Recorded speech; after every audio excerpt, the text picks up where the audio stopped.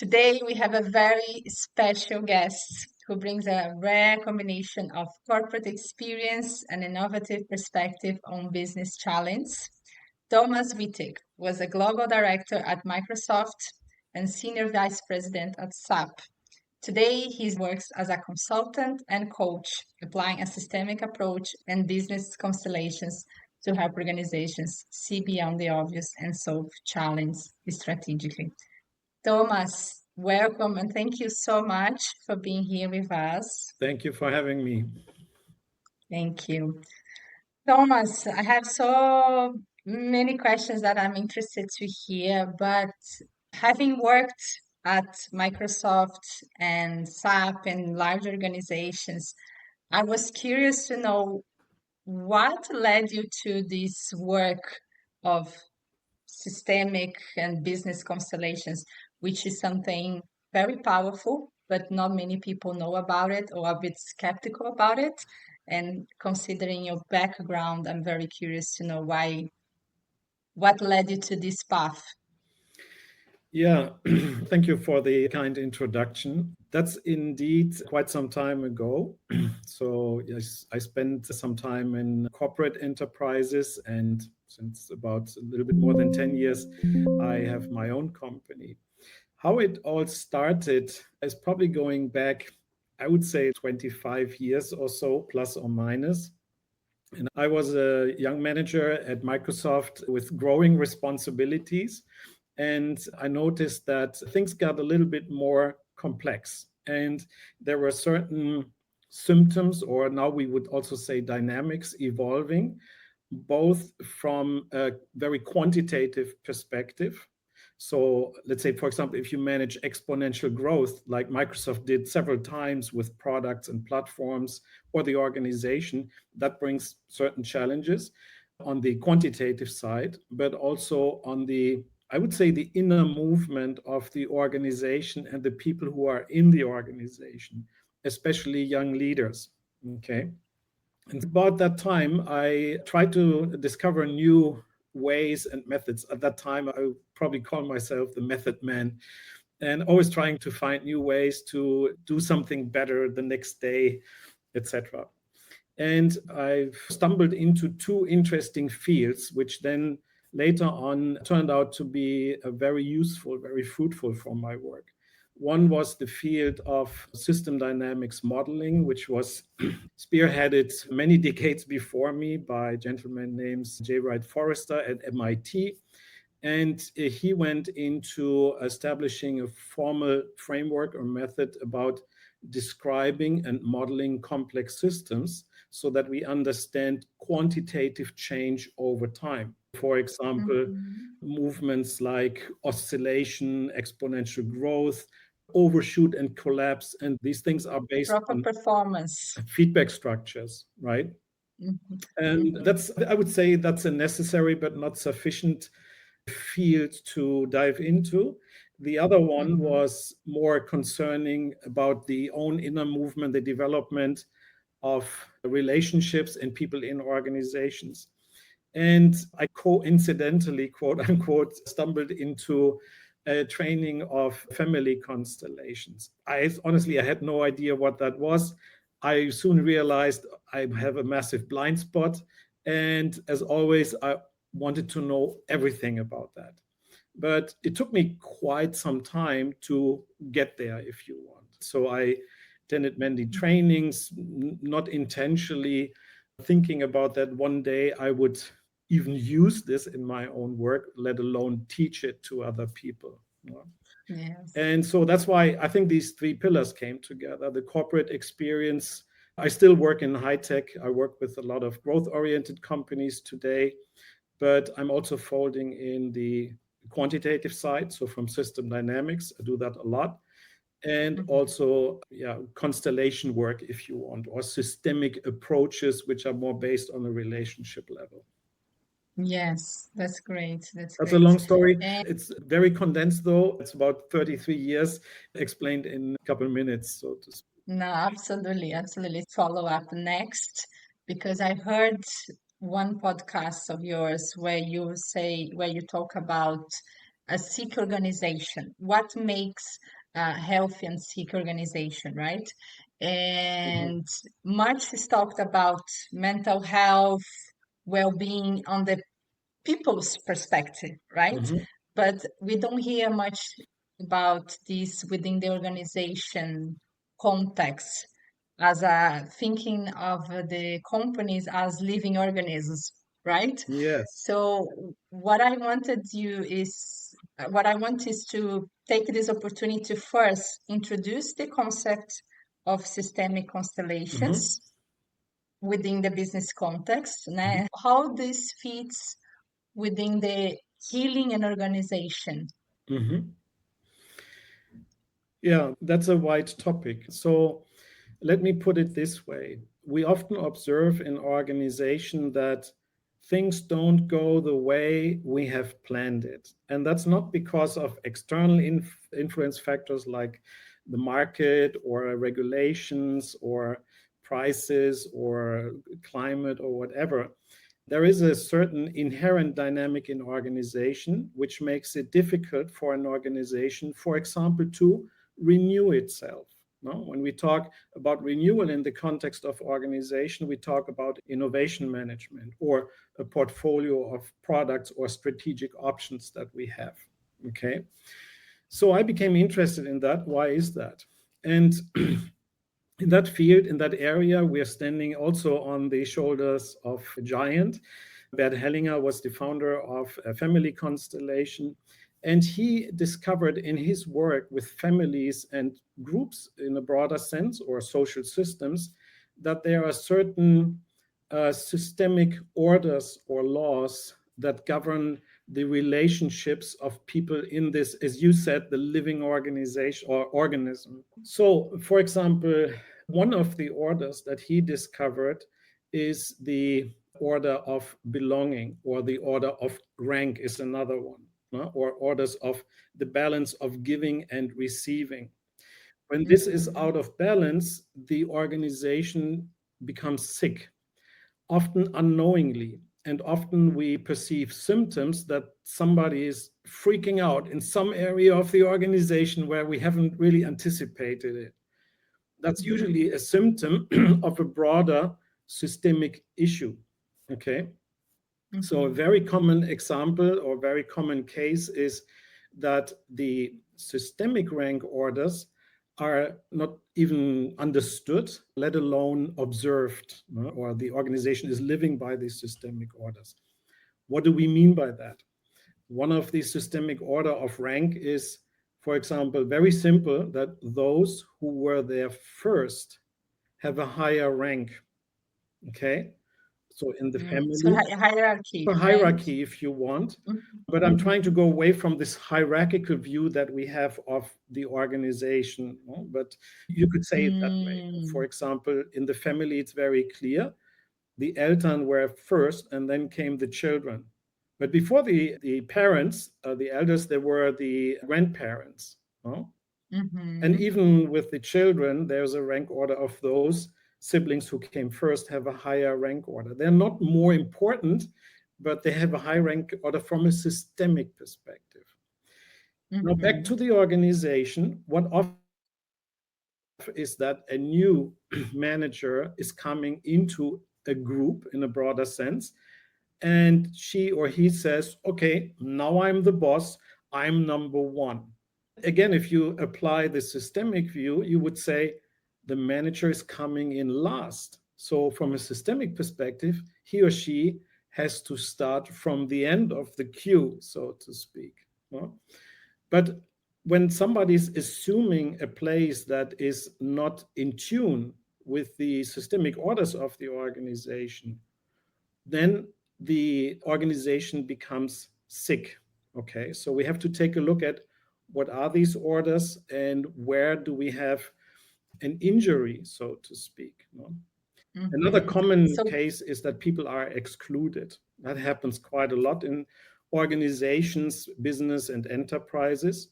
For example, former founders or victims sometimes, no, that the organization doesn't even want to look at that from a legal perspective or whatever, but from a systemic perspective, we have to include those that belong to the organization. Okay. I will Mm-hmm. put this in This very is what simple I was going to terms here. ask next, which is what are the metrics we can use to measure the well-being of an organization? Not just money or profits, right? There are other metrics. Yeah, if you want to put it down to numbers, I would say what managers typically look for is, or what they perceive is, when clients and talents are running away or not joining the organization. That's typically a sign that something is not really where it should be. No? On the more, let's say, this softer side of systemic constellation, we really don't have key performance indicators or trend lines or something like that. What is more important is that the experience and the perception of the organization, you can really feel that. You come into a Mhm, company, you come into a meeting room, you can almost sense it when there's like this thick air and there's kind of tension and conflict, mhm. etc. Okay. And then if we consider, of course, we within the business world, there are many challenge or difficult decisions that the company has to make. And this creates these conflicts or misaligned teams. What are the challenge, the specific challenge that company face that business constellations can help? There are many areas. I have to say, going a little bit back to your first question, at the beginning, I basically explored these approaches or these frameworks, and I really couldn't see how they apply. But more and more, and now in today's work, I apply these concepts more in even very specific context of the enterprise or the organization. For example, client relationships, product management, branding. Yeah.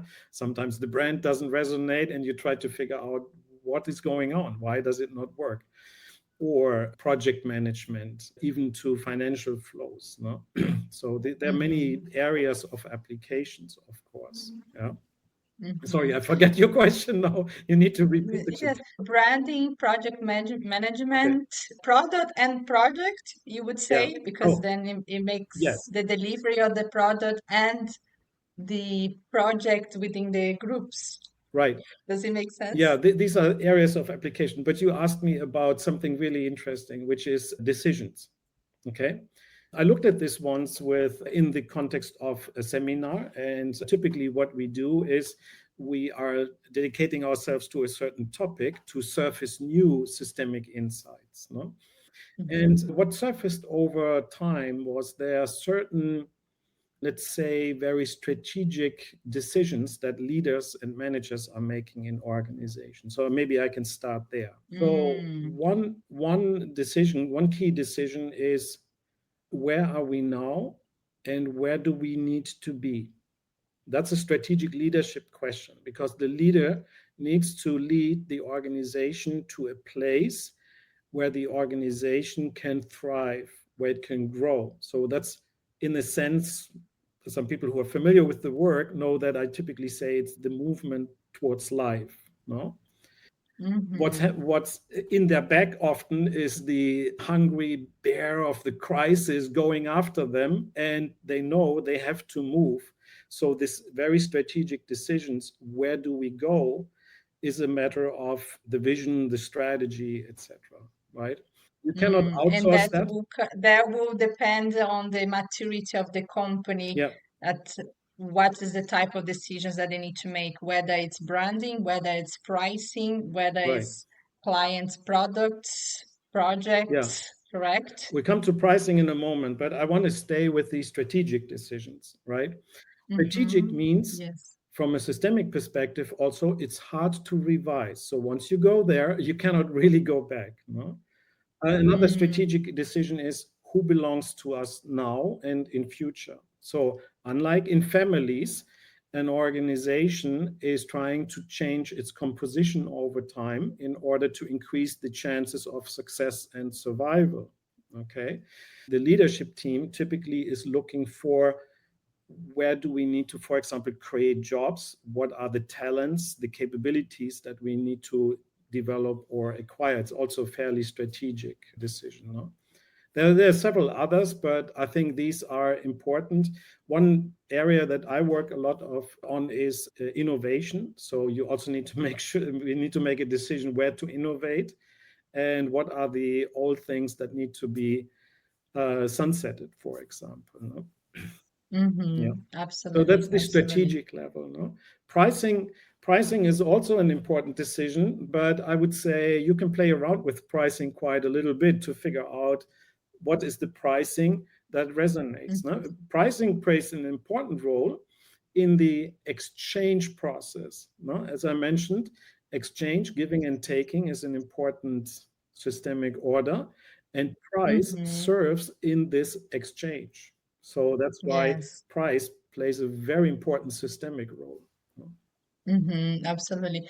And what I want to, the focus that I want to stay more at is around the leadership.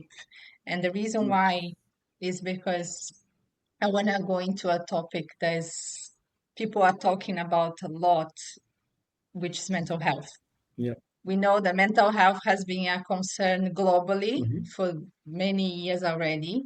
And now in Brazil, the government, they recently introduced a regulation which basically requires organizations of any size to, let's say, be responsible to follow certain criteria or standards about the employee's mental health, or they will be fined mhm, basically. mhm. And based on that, I have a few questions around the leadership decisions. Mhm. Because how do you see business constellations supporting an organization to build a culture that supports mental health? Because I think that has to come from the organization culture Yeah. and not so much to comply with the rules, if that makes sense. Yeah, absolutely. Sanctioning a new legislation doesn't make any organization healthy or worse, right? As you said, Mm-hmm. it comes down to the culture. Now, what is culture? Culture is what we really do on a day-to-day basis. For example, how Mm-hmm. business gets done, how meetings get Mm-hmm. conducted, how we communicate with each other, how we run Mm-hmm. projects, how we work with clients. That's part of the culture. Culture is not what we see in the law, and culture is also not often not what we see on the poster on the wall where it says we thrive for excellence, teamwork, and whatnot. You can forget about that's not culture. That's I don't know what it is. Usually it's bullshit, yeah, to be honest. And It's we, just to show yeah, to people, right? no? But people in the organization perceive the culture. No? And so it's really important to go down into this experience level for the leaders in the organization to figure out how do we create a place where a certain way of dealing with each other and our external partners can thrive. That's what we call culture. No? Mm-hmm. Now, what I found, this is a little bit of a side note. Last year, I did a little study and I published a tool called the Systemic Leadership Quiz. Now, it's a very short quiz, like 5 minutes or so, and people answer a couple of questions. And I wanted to see how people perceive themselves and versus are they really capable of answering questions or assessing situations, no? Mm-hmm. And the results were quite astonishing. I'm sometimes talking about that in seminars and webinars, no? But it's really flipping upside down. People think of themselves as very knowledgeable about both relationship issues and quantitative things. But then when they have to put this into practice, they become very surprised. They said, "Oh, I didn't realize that." So it's 80-20 rule, right? 80% people think Mm-hmm. they're really competent. And then at the end of the quiz, they realize their competency score is 20%. No? It's not to make people feel bad about themselves, but to surface certain insight. No? Where do we have blind spots? and where do we need to work as teams and leaders. That's why where I think this law needs to be turned into practice, no, both in Brazil, in Europe, and other geographies. No. Yes, I think especially because there is this debate whether people really care, the companies really care, or whether they are just trying to do something to comply. And this is where it gets a bit tense. Yeah, And I think this is where I think there is a fine line between mental health potentially caused by the organization yeah, due to stress and burnout, toxic mm, environment, harassment, all that we know the root cause to be the company, let's say, because of the environment, or mental health caused by personal issues that the person is facing outside of work, health problems, parenting, relationship issues, marriage, and so on. yeah. So I think that the debate is why should companies be responsible for that level of employees' health? And I think this is I wanted to ask you, considering the systemic principles, Mhm. at what extent should the companies be responsible or get involved in this? And how can this be communicated effectively? So I want to put it this way upfront, right? If you take this serious, this can become a competitive advantage, your magic superpower. Okay. And I will first explain another example, which we're also facing right now, which is the privacy management. I'm working a lot digital marketing and digital strategies. And in 2018-19, the European Union sanctioned the GDPR, the General Data Privacy Regulation, which was then trickled Mhm. down into the countries. Brazil followed Mhm. with the LGBT, and it's very similar. Now, and people said, we have to do this, and yeah, let's cover it, etc. But then some companies figured out, okay, we can turn this around. And they started, and that's what I worked also with the privacy led approach. Okay, if you take this serious and you discover the possibilities for your clients and your organization, that is very interesting, and that opens new opportunities. Now, back to the topic of mental health in organization, you could say, okay, my attitude as a business owner company is to say, okay, compliance, I have to do things right, and then I'm finished. So covering our bases, and then we're done. But my sense is that those companies who tackle this from a competitive advantage perspective are automatically creating a more effective workplace, a more attractive workplace, which attracts more talents and also more customers. We know that if somebody in customer service has a bad day, it immediately reflects on your customer satisfaction scores, no? Like your NPS score or your satisfaction scores, whatever you are using. No? It's all Mhm. connected. Customer satisfaction, employee satisfaction, mental health, all the way to the family well being. Okay. So that's where I think we Mhm. need to have another mindset and turn this into a competitive advantage.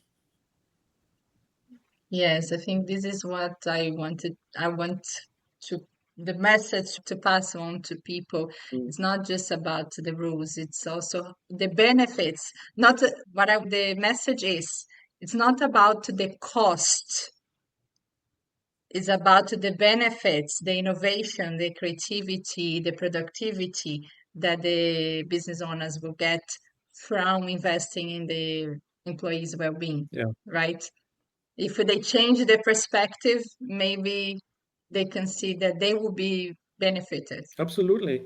It's a matter of cost. So it's a cost side, but also revenue side. There's a lot of upside. No? You could say, okay, a healthy organization, we know this from statistics. No? You just need to look into the numbers. There's a growing trend of absenteeism in organization, often driven by stress or other mental issues. That's a known fact.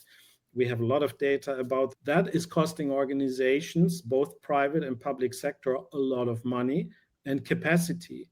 The problem is also when you have 10% of your workforce or 20% of your workforce sick or unproductive, Then the other 80% need to work harder to compensate for that, right? So you're paying a very high price on several fronts, no?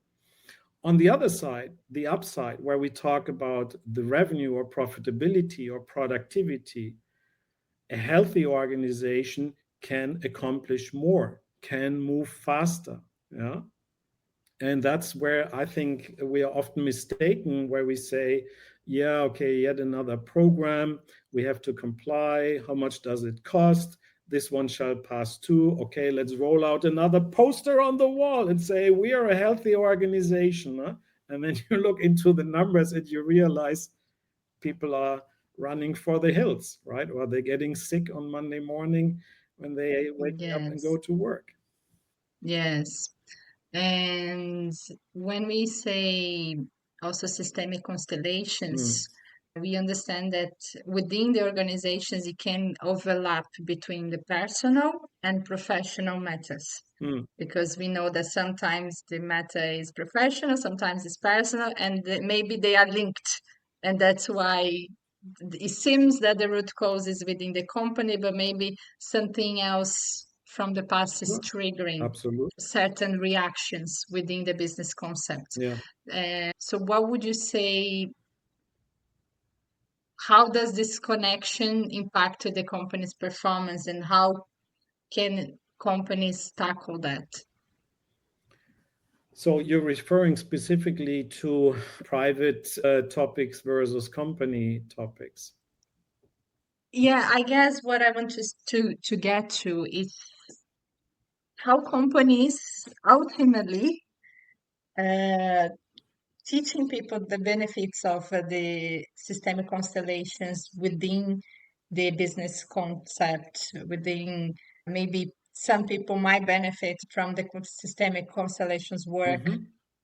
personally Yeah. to work out things that they can be projecting in the company. Hmm. So this is what I wanted to ultimately get. Okay.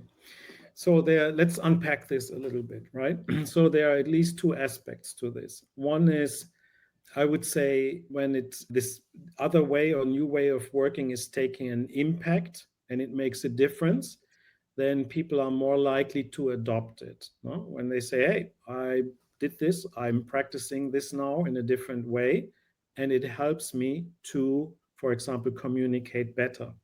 We have better relationships between departments, for example, no? Or between managers and employees, or managers are also often employees, but let's say leaders and followers, or between customers, suppliers, partners, and so on, whatever you do. No? So only if there's an impact, a perceivable impact, that it's facilitating. Yeah, facilitation Mhm. from the old Latin word means to make it easier, not more difficult, but Yes, easier. No? That's what we yes. are Al- looking for. Also, I guess if we can put this into more simple or more real case, Yeah. is I'm saying also cases where people can grow and progress in their role if they work on some of the issues or challenge or lack of confidence. Even, for example, public speaking. Someone is really good at what they do and they deliver very good work. But if they are to take a more senior role, they will have to work on the soft skills of Yes, public exactly. speaking. Or this is what I'm saying. I think there is this benefit of developing people and then they can serve the company better too. Yeah, you're right. So along those lines, the second topic Mm, was, how do you get started? No? We often hear about systemic constellation. This sounds like a really big thing, but we have to make it really simple for people. And sometimes in my work, I start very simple, no? And I ask people, okay, who has been here for the longest time? Yeah. And somebody raises the hand and people start looking, said, oh yeah, that person, I didn't realize that, no? He's been here 32 years, no? Yesterday, I talked to a very dear colleague who spent 38 years at one company. You know? She is definitely very knowledgeable. She has a very high systemic rank. No? So I ask that question, and then I ask, who's new? No? And then I put that person on the other side of the room, and everybody builds a lineup. What often happens is that people start to giggle. They start to laugh and giggle because they suddenly discover a systemic order. They experience a systemic order, and they realize, I had no idea they were here so long. Of course, the people who are really long in an organization, they see the young people, no? But they also want to be seen by the young people in their respective systemic rank. No? That's an Mhm. easy way to get started, and then I'm explaining a little bit about that, etc. It doesn't have to be complicated. No? Now, Mhm. this is helping to surface and experience systemic orders. I'm a big fan of experiential learning. Okay, that means that Mhm. we make a personal experience, and that is something that we can anchor here, not in the head and not writing on paper. Yeah, people run around with sticky Mhm. notes. But if you have it here, you can reactivate it in the context when the situation arises. Talking about Mhm. communication, I just make a very specific example, okay? And that is Mhm. about communicating change. What often happens is an organization needs to go through a change, the leaders announce it, more or less effective, most of the time ineffective, but that's not what I want Mhm. to talk about. And change happens somehow, and sometimes it's a mess. Yeah, people then don't know. Okay, is it over, or am I endangered tomorrow? What's happening now? No? What Mhm. often leaders forget is to say, "This was the change. We are here now. Now it's over. This is how it is now." Just exactly how Mhm. I said this. This is over. This is how it is now. And then people can say, ah, okay, so now from here, where do we go? Instead, what happens? The leaders forget about that. And they think, okay, I know it's over. And they think everybody else knows too. But that keeps the organization in a permanent stress. And that's one of the reasons which also makes organizations sick. You know? This perma Mhm. stress. Some evil leaders use that as a weapon to keep people on the toes. That creates a very toxic environment. No? There's Mhm. no organization that will survive that in the long run. No? Yes, yes. Go now into the skepticism of people and leaders in this practice, especially you worked in large organizations Mm. and you know that some industries it's just their nature. It's fast-paced environment. Yeah. The whole industry is designed to be stressful, is designed to be crazy. So it's very hard to sometimes implement certain practices, Mm. their minds to business leaders and senior people Yeah, that's a good question. towards I mean, the constellations. Yes. if you want to move fast, then people need to have a common understanding, right? And you need to, so to speak, sing from the same song sheet, no? To create an orchestra. And that is often not happening. No? One group is moving very fast and they leave everybody else behind. No? I get it. I work with a lot of fast moving organizations. Actually, when I'm doing a lot of digital marketing, you have to stay on top of this beast every single day because Google, Microsoft, Amazon, LinkedIn, they come up with great new stuff every day. No normal human being can keep up with that on a day to day basis. It drives people crazy, right? So we Mhm. need to acknowledge that we're living in this very fast paced world. It doesn't get easier, I would say, even though we have new forms of AI enablement. But you also need to keep up with that. No? Very difficult to keep up with the AI developments, even if you watch the news every day. No? Yes. I think it's a time well spent and invested to work not only on the technocratic side of the equation, but on the relationship side of the equation in every Mhm. aspect. Even when we're designing a new product, when we are running a campaigns, no? For example, it's very important to understand and put on a different hat and say, okay, if we look at something that's not working, If we take a look at it from a systemic perspective, what could possibly be wrong? Yeah. Where is something not quote unquote in order? And that brings sometimes new insights, no? Mhm. You know what is interesting? I watched a documentary about Google the other day, Mm, and they were telling about the journey. And one of the products, which is the Google Plus, a few years back, yeah. they were sharing on the documentary, and I wanted to get your perspective on that. The Google Plus didn't work out because basically they failed to look at what the clients wanted. Mm, All they were looking at was to compete with Facebook. yeah. They were more interested in staying competitive Mm, with Facebook than looking at the client's needs. What do they really want? yeah. And they were sharing that failed. Yeah. I think these are some of the dynamics that happen in real life.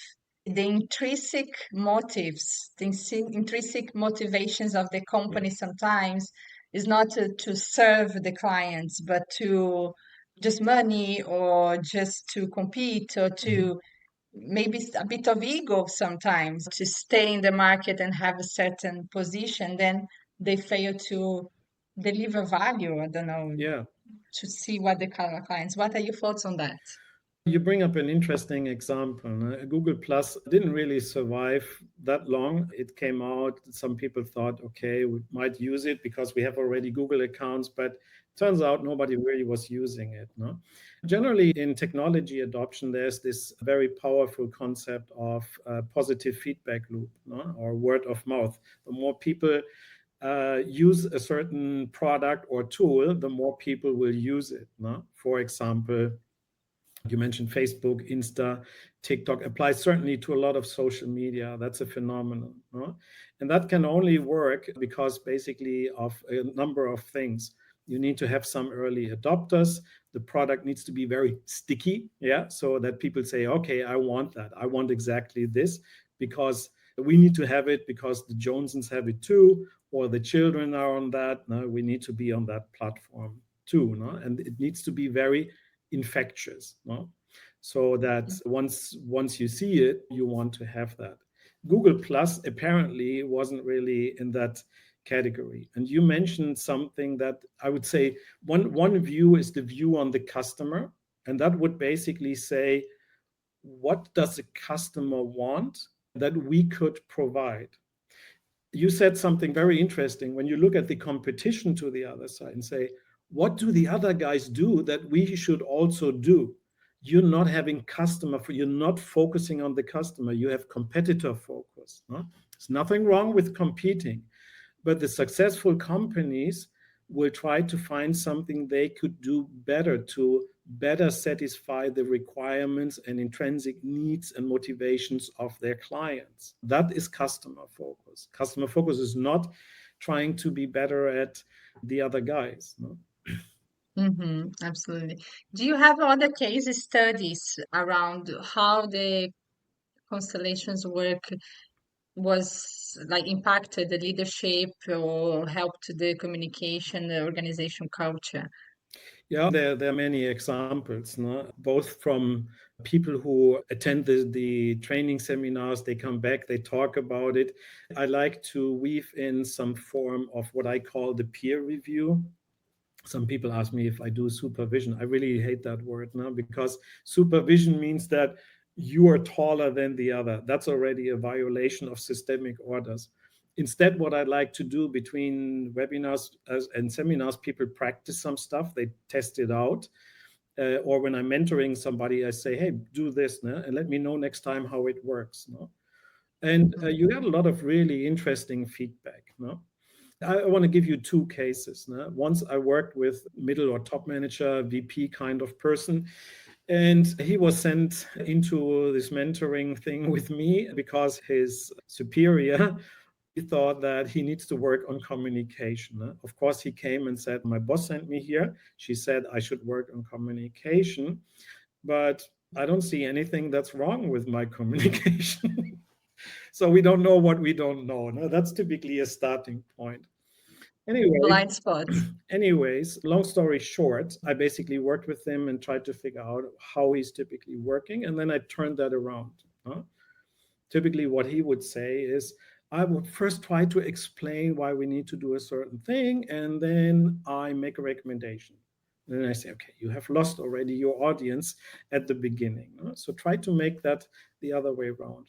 He did that, and he had great results. His manager said, I don't know exactly what you do, but your communication is definitely much better. No? And that's sufficient. That's all we need. No? Another Mhm. interesting thing is I had a case. I was working with a company, and this is actually a real case study I have written about on one of my websites.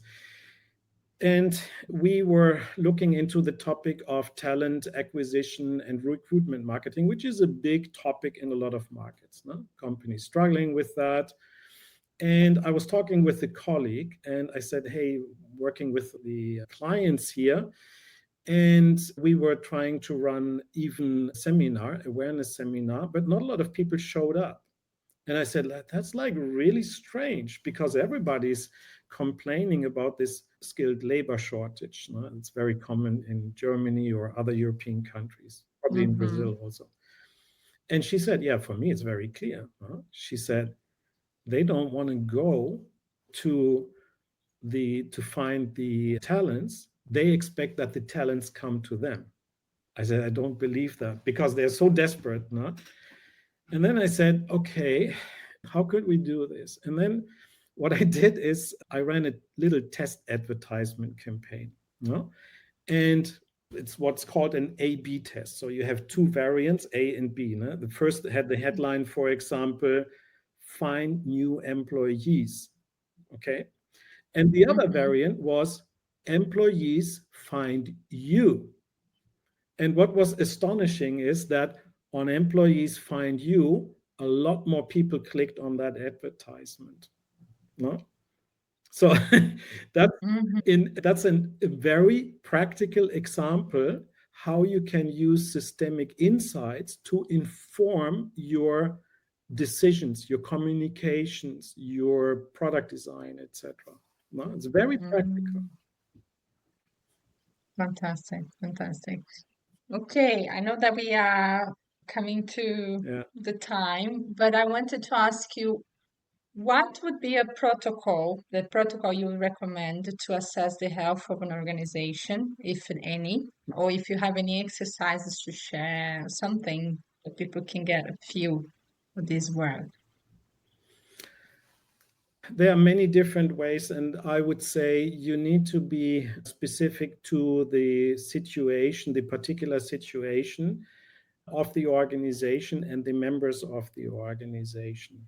Okay. Mhm. So I wouldn't say there's one general formula, but What a few things that we can talk about here is the different levels, right? So, for mm, example, from belonging perspective, we have the situation with the founders, with mhm, investors, from the rank or hierarchy perspective, then we have the teams, how that is organized, and then from the balance between give and receive, we have the way how the shares and the salaries and the bonuses are paid. So I think this is mhm. maybe could you say that these are the starting could be the starting point for an assessment in terms of things to look for?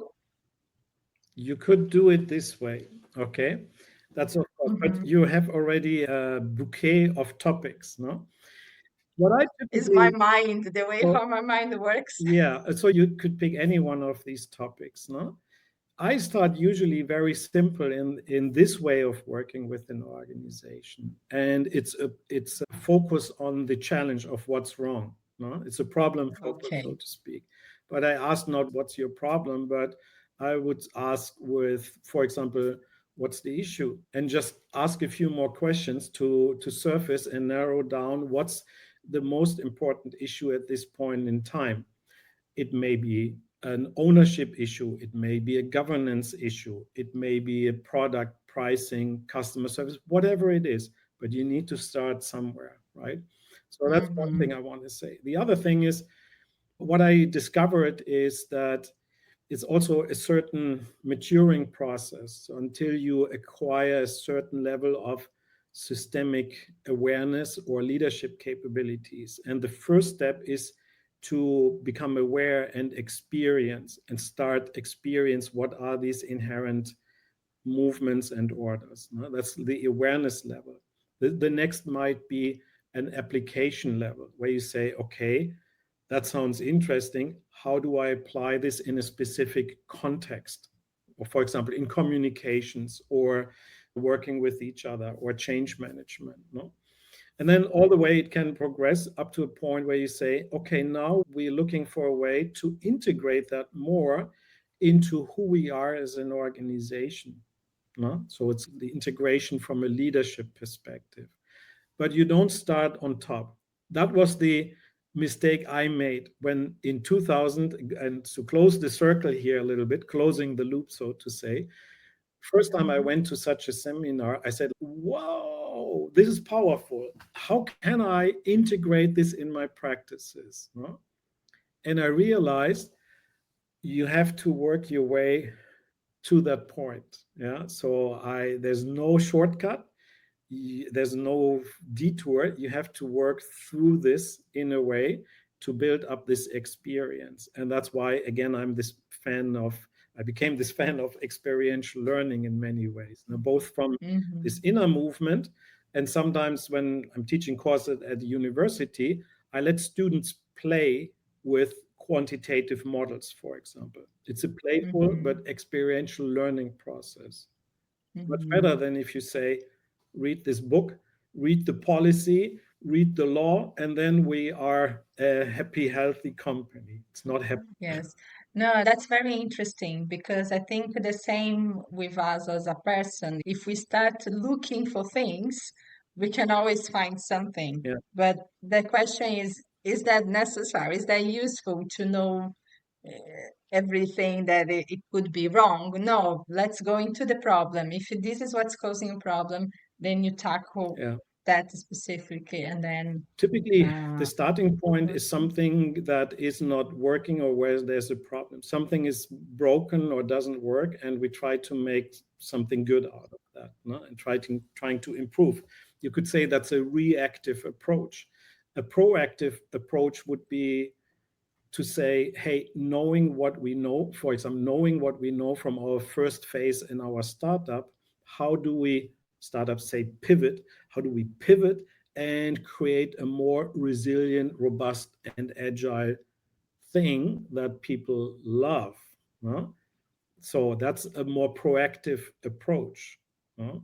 But oftentimes, in order to get there, you often make this hard experience that something is breaking down.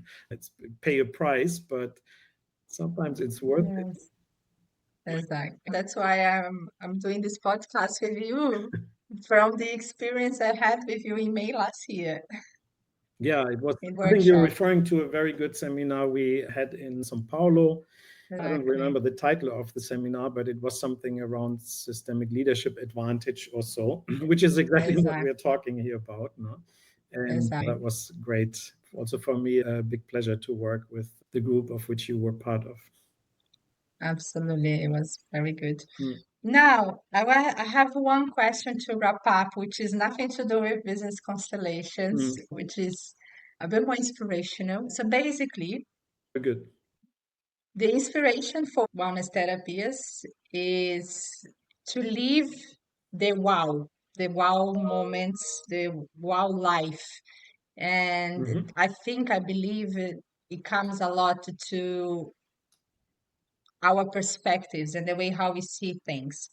And I've been asking my past guests what was a wow moment in their lives within this concept of changing your perspective or connection, life? What was a one moment in your life? When we talk about this concept of systemic work or systemic insights, I would say probably the first encounter was really a big wow. I had goosebumps, no? And I said, oh, this is really interesting.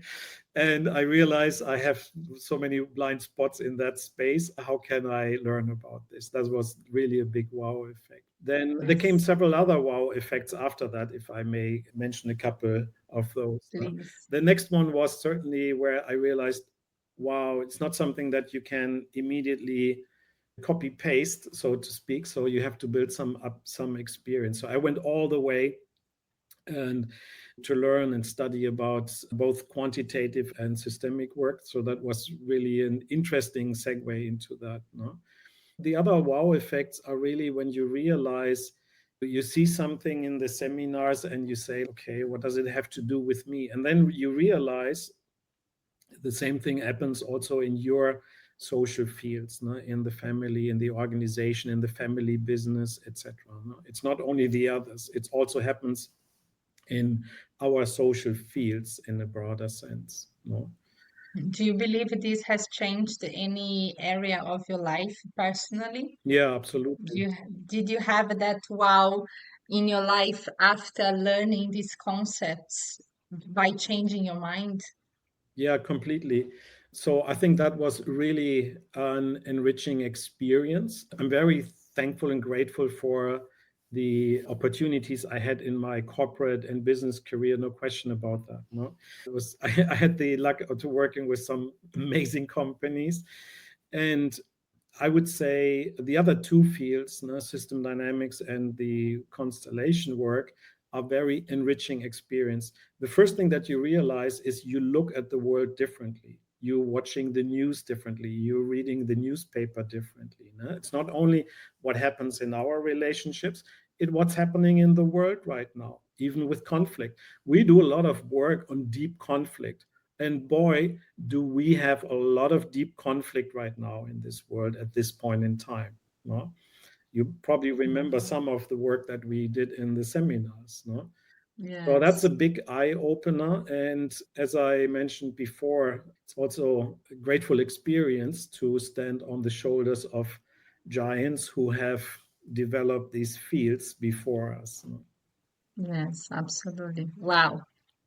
That's fantastic, Yeah, Thomas. Thank you so much for your contribution, and I'm really excited to share this to more people. And hopefully, we can do a live session to people in Brazil, and especially now with the RN1 working with the culture, working with communication, improving leadership, and all these areas that is so important. yeah, Especially now, also with AI, more and more we have to start building yeah, this knowledge because this is how we are going to differentiate ourselves yeah. at the end of the day.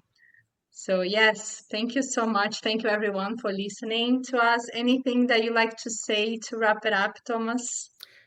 As you say, I think, first of all, the best is yet to come, right? I think we have a lot of interesting opportunities ahead of that, but we also need to orient ourselves. So, for those of the listeners or viewers who want to experience more, they should get in touch. They should sign up for our ever growing waiting list and stay in Exactly. tune when we run the next experiences, both online but also in person. In person typically is a very rich, engaging experience, and I can only Very recommend rich.